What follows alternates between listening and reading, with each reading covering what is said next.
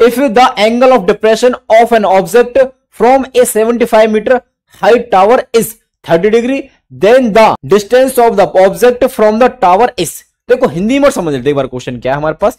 ये कह रहा है कि यदि 75 मीटर ऊंचे टावर से किसी वस्तु का अवनमन कोण 30 डिग्री है तो टावर से वस्तु की दूरी क्या है दोस्तों।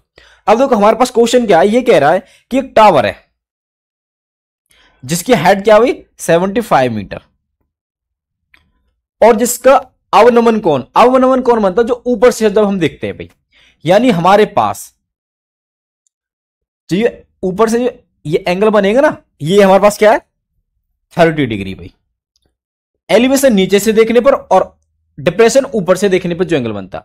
अब आप जानते हैं, देखो भाई ये ट्रायंगल बनेगा। अब देखो आप अल्टरनेट एंगल जानते होंगे, ये क्यों ये पैरेलल होगी तो ये वाला एंगल क्या होगा तो सेम, तो ये 30 डिग्री। ठीक है भाई।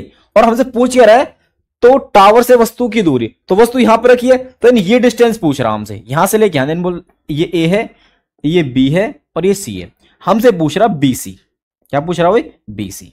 ठीक है भाई। अब आप ही देखिए ये क्या हमारे पास परपेंडिकुलर यानी कि लंब है और ये क्या हमारे पास बेस यानी कि आधार। जब बेस और परपेंडिकुलर की बात हो तब भी क्या यूज करते हैं दोस्तों, टेन थीटा। तो यहां पे लगा था टेन थीटा, और टेन थीटा होता है क्या हमारे पास perpendicular upon base, perpendicular upon base.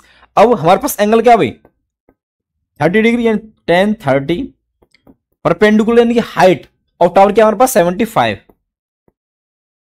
Base तो हमसे पूछ ही रहा है यानी कि बीसी।